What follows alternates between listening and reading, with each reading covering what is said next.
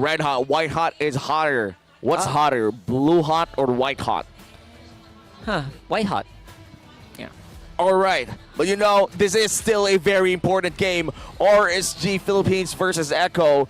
This could be the road to a reverse sweep or the end of the road for RSG Philippines. Gentlemen, let's not forget, Echo is still at match point. Yeah. So regardless of how white hot, blue hot Nats is, he's just but one player. We mentioned it already, they have to follow through. Because if not, Echo can lean hard on the fact that the pressure is on. And RSG true. could be eliminated right here, right now. All of the Raiders in the arena just buzzing in anticipation with what's to come. And all junglers will be starting on their purple buffs. I think they won't be meeting for quite a while here unless we do see big invades. But so far, Yuzong has been protecting his own jungle entrances against this Vendetta. That's something that can really defend against a Vendetta. And but you know what, Leo's right. Absolutely, there's just no I in team. You can't go solo here all day long.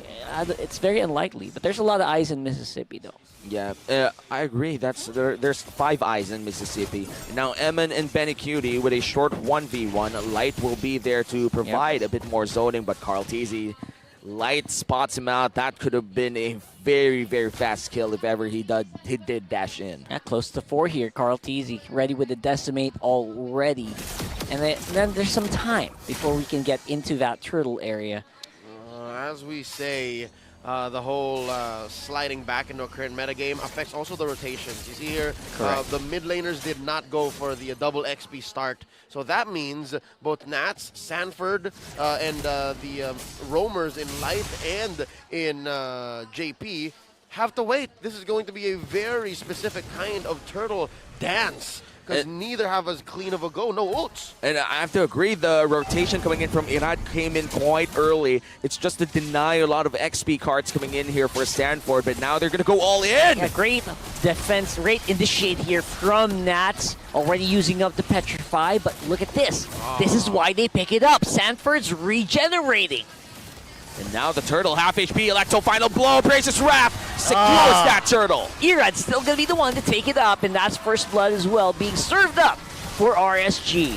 What's the punchback going to look like here? Sanford still looking for that team fight. They find Light, but Carl Teasy low HP already, and they won't be continuing that fight. Echo loses out on that one. Yep, there it is. RSG was first to actually get to level 4, and that made all the difference. Huge difference here, especially with the sustain. Can't really take out anyone, but you're doing a pretty good job if you're getting that right off the bat. Going straight up into Sanford, next target here. Down goes the Praises Wrap, but it's all good in the hood so far, at least for the remaining members. Oh no. But will it be for long? Aqua, force a flicker out, still gonna go down. Now it's 2 for 2 in our kill score, but the turtle did go to the hands of RSG. Slight gold lead for the Raiders. JP's found out here by Light, but I don't suspect there will be a kill further. RSG still ahead. All right, so far so good. Oh Lord, we've seen this already.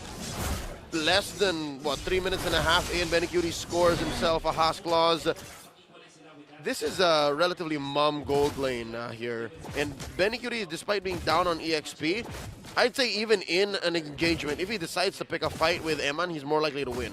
Yeah, the damage coming in for this hero, this Bruno specifically, especially early on, is a lot to take, especially if you're 1-1 who has naturally low HP in the early parts of the game. Unless he's rocking the steel leg plates, then maybe he stands a chance to survive. But Light, looking for Benny, doesn't really find him. Again, Light's just going to do this all day. He's just going to try to threaten out that way the dragon, just so he can keep JP close here. Yep. And even in the terms of gold, I'd say this paints the same picture. Same with the XP lanes, XP situation, because yeah, Eman is much easier and gets more rotations in from his roamer. But get this, Benny Cutie has a Purify that also purifies the stacks from 1-1. Wan definitely going to be a bit more of a precarious situation here. Carl T is going to be able to get that turtle though, and the re-engage is strong here from Sanford's Black Dragon form. Going straight up onto the Netherrealm user, but the fight's still ongoing. They're trying to slow down Nats as well. Irad's going to be the one in the front here, and JP going to be able to get taken out. Wow, the eye for an eye coming in from Nats, stunning up JP. That's perfect timing coming in from that Benedetta. Yep, long drawn-out fight like that, definitely the one was going to take the skies. But what is clear here is RSG seems to understand that they also have to juggle their HP bars. It's not so easy to say, you know what, NetherRealm, we're good. They have to watch out for Carlteasy because they've denied Carlteasy a chain of decimates. So that should be key here for them to ramp up into a solid mid-game power spike. I say so. But adding up to that spike is going to be that gold from that turret on bot side. Should be pretty big for RSG. I mean, every small advantage here will definitely count. Yep, and RSG with a very small advantage, just around 500 gold here. This is still anybody's game, and we have to remind all of our viewers right now how important this is. It's either a way for RSG to just continue this, or Echo just ending it all, and now Echo in a very even spot. Is this something that they want against RSG? I'd say this is okay. This is fine for them. They still are looking for that rubber band. They're looking for it to snap. And now Nats looking for big play in mid. This should set up for the next turtle in about 30 seconds. What I am looking for, though, gentlemen, is when Echo decides to turn and find a solid kill. They've gotten kills, yes, but only off of back-end trades. And they're putting a lot of it on Aqua. Once they get Eman, once they get Irad, that's when really the pendulum starts to swing. And swing it will, for sure. And hopefully they do find those targets. It's RSG right now. They're trying to play it safe. Look at that. The 1v1 prowess of a Yuzong. You can never truly underestimate it, especially with 100 strike. Man, oh man, Sanford's going hard, and now, because of his lack of targets here, he flies straight up into Irad, forces the NetherRealm as well. Eman's gonna join the fray, but Benny's here as well. JP could be low. Carlteasy with the turtle. They're shutting it out, they're flying it out, and Eman's gonna go down light. He's out for blood! He's out for blood right here for the decimate and the double. And that's just Carlteasy finding the targets that he wants. And now he's short 1v1 here. Benny versus Nats. Who's going to win it? It looks like nobody. Nope. Both of them just run away. That's a default. But I hate it when I'm right. What did I say? They're looking for the rubber band to snap, and indeed it did. Taking down Irad, taking down Light. First death for that roamer, but something to note here, look at the damage dealt by Aqua and Irad. I think Echo's also learning on the fly. They've also figured out that, hey, maybe we've been sitting underneath NetherRealm, and we've been sitting underneath the Appraiser's Wrath a little too long. They were more mobile in that last turtle fight up top. Yeah, and look at the item build coming in here for Carlteasy. An early blade armor, and I guess some components to core items that he usually needs, and that's all he actually wants. It's 2-0-2. A lot of the physical damage that RSG could throw could be deflected right back to the Raiders. Yeah, that Fury Hammer actually just helps out in your early game damage. Yep. So you want to keep that as long as possible. It's not a cheap item, but just the same, it does so much. And penetration, huge. Yeah, and now in the top lane, big fight brewing here. Aqua able to fend off some minions, but Light might just find Sanji. Already uses out the Shunpo. And look at the Benedetta just clearing out the mid lane wave again and again. I love that our cameraman already knows something's going to happen. They know Nats is playing a different game. Yeah. Absolutely. They know that, you know, this guy's going to be doing some crazy stuff. Let's keep one guy here. Literally, you're on Nats' duty. Yeah, because right now what Nats is doing is he's been trying to preemptively clear the mid lane wave, so he has more time to clear the bottom lane wave. And in turn gives more power to RSG around that top lane side of the map. So that's just a lot of macro decisions here for Nats. Yep, and this is, in essence... Oh, there's a kick! Huge kick here, and of course the Black Shoe already expended, but that's a pretty good trade here, I would say, for Echo. They could force this knowing the Way of the Dragon is not available. All right, I was saying, any time that RSG force Echo to respond, they're winning, and now they're clashing in. Yeah, it's a huge response here. Sanford trying to fight back. Nats looking for his target. Dives straight into the 5-man of Echo. Look at Nats right now. He has to dive on out of there. NetherRealm activated by Aqua. This could be bad. They're using up a lot of their big ticket skills. And it does. It is snapping like there's no tomorrow. Chase is on for Echo. Nats is on the side, but Lord is super low. Can he take it though?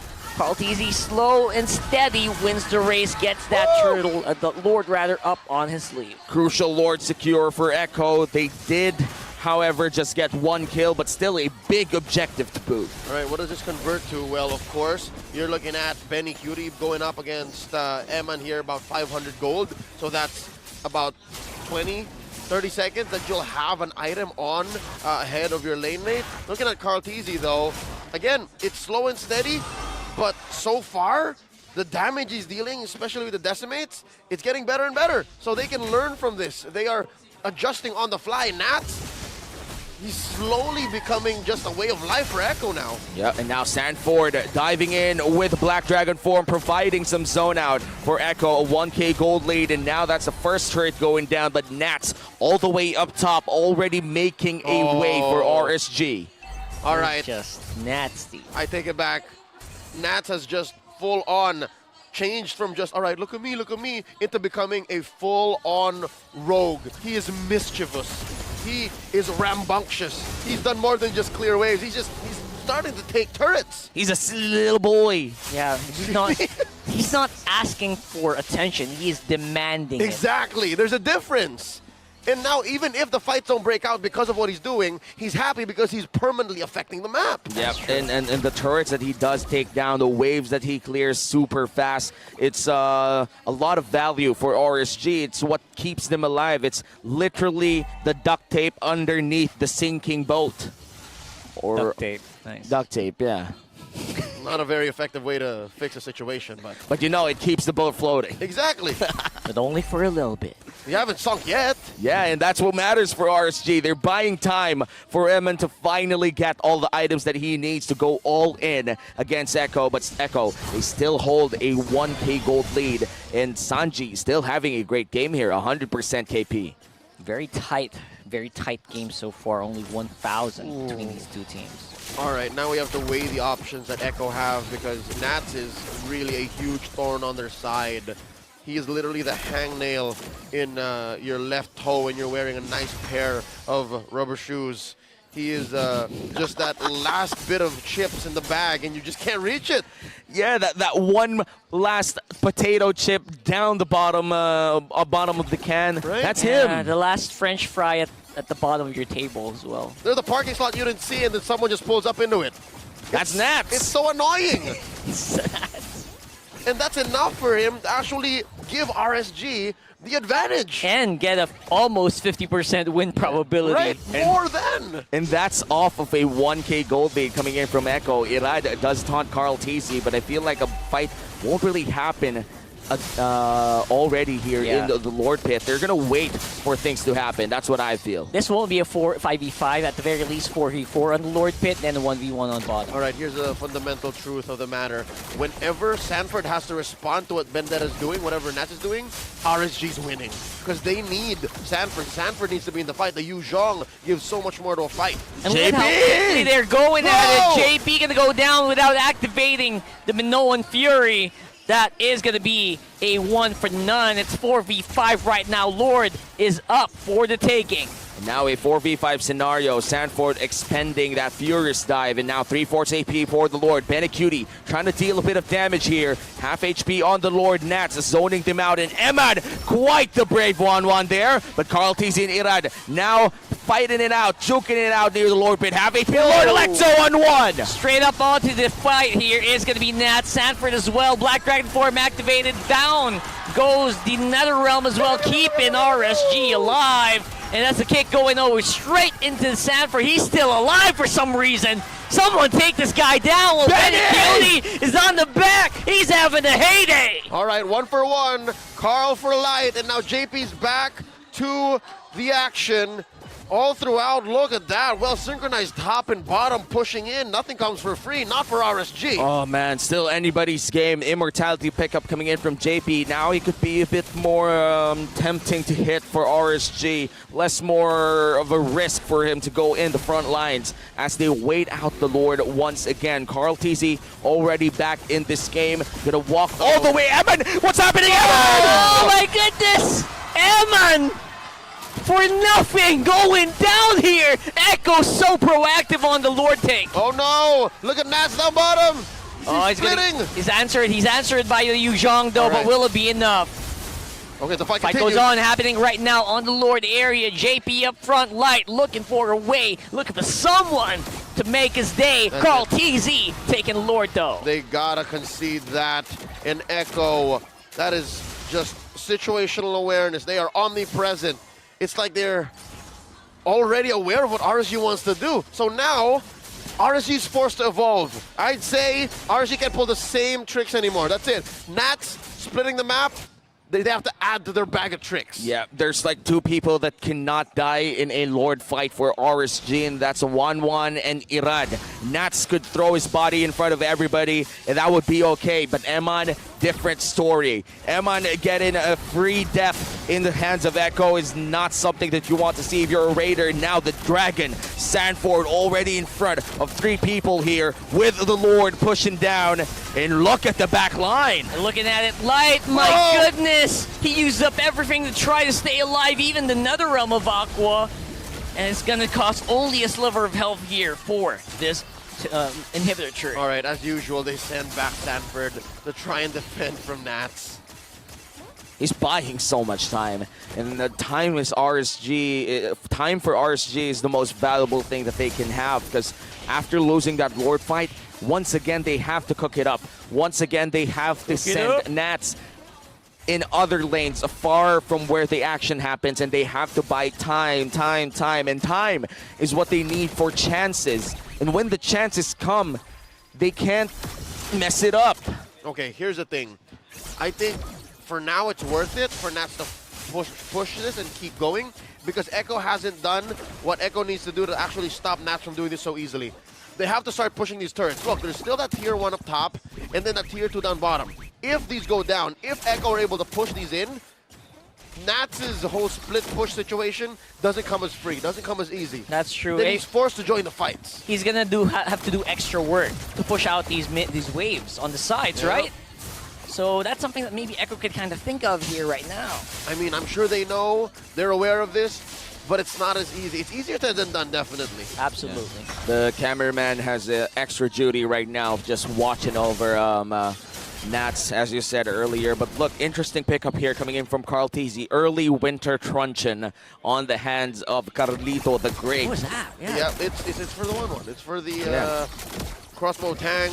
It's definitely a threat. Again, they respect how much Eman can do with it. So if Carl TZ can come in, if Carl TZ can bait out the ult with those stacks, then he will willingly accept that ult and then press the button. Super duper early full-on tank mode here. I think he might get rid of that Fury Hammer soon as well. And then grab an Immortality. Grab an Immortality, go for the buy and sell mechanics, and right now Echo with, I would say, still a very relevant gold lead here with 2K. We have not yet went to the point where everybody has all of their items. The Lord spawned already an Evolved Lord, and now Carl TZ will be the one holding it on for the side of Echo. Yep, they have a slight lead here with this pull, the positioning of the Lord. Eman props himself up into the Y bush. Oh, spotted. Nicely spotted there, obviously, but then they will also suffer some damage while a fight is also happening on top side. Yep, it's a 4v4 in the Lord pit and a 1v1 in the XP lane. Irad will be pulling it to the side of RSG and Eman. He has to be careful with his positioning. He goes forward once again. Sanji on low HP. Now Eman has to regen quite a bit as the Lord dance continues. Eman playing this so I don't know, proactive here with this 1-1. He's playing with fire, but he's getting away with it.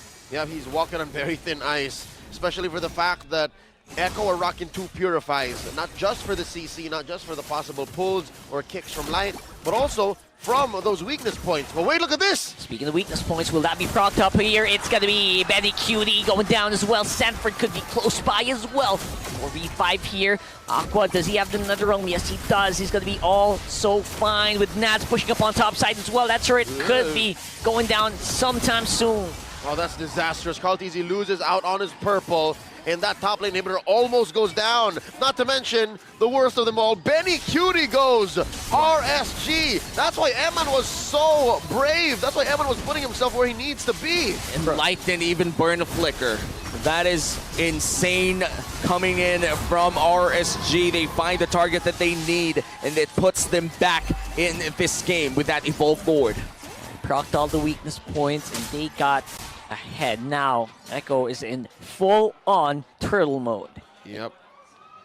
Now we're waiting for this big push, because this might just be the one to send us all the way to game number 5. Top lane about to be crushed down by the Lord. That's mid lane turret gone. The inhibitor's about to be crushed as we speak. RSG goes in for the bottom lane first. Fight not yet happening. Top lane will be going down as well. Only the mid lane inhibitor turret remains. A minute ago it was the Echo's game, but right now RSG is knocking in their base. Very negligible goal lead here. This could still go either way, but RSG, they're making Echo work for it. Carlteasy is there up front. Electro Final Blow already used up to clear the minion waves. And the defense is going to happen here with nothing too crazy activated for Echo. All right, RSG knows, especially Echo too. They know that if they forced it and they eventually got down the inhibitor, it may have cost more than just a couple of lives. So they don't want to suffer that. They don't want to get the clap back, especially again for RSG. This is match point. They could get eliminated if things go wrong. Yep, and we know that Echo loves to defend and is a really good team in terms of defending big situations like that one. Look at the items. Everybody already has the items that they need, because we have reached the 60k mark almost for Echo and RSG at this point, just waiting in for those one final item for the roamers. But overall, this is already whoever wins the next team fight territory. Anti-Keras there. The last item that's going to be here for Carlteasy. He's probably going to swap that out for Immortality once he uses the Winter Truncheon. So he's definitely going to be worth it to go straight up front here. JP, super duper low, procced up already with the crossbow of Tang. He's going to be forcing it up. Sanford flying in straight to the face. Carlteasy as well. Backline's pretty secure still. Front work here. But he's going to get chased down as well. JP going to fall, but Eman will as well. Who's going to be ahead of there? Sanji! Oh my goodness, Nats and Light are super duper low! And look at the plays coming in from Sanji. 2 crucial kills. And he has yet to die, did not spend his Purify, and still has his black shoes up. Oh, this mid lane prodigy doing work. Something to note, folks, this big trade, JP did not get that last tick off of the Minoan Fury. If he did, this would have been disastrous. One more look at this fight. It started off of him too, by the way. It started off of him, obviously trying to bait something, pulls off the buy and sell juggle, and then hits the Winter Truncheon, and then comes back in for the fight one more time. And then here we go. There's a big knock-up, and they're looking for one more.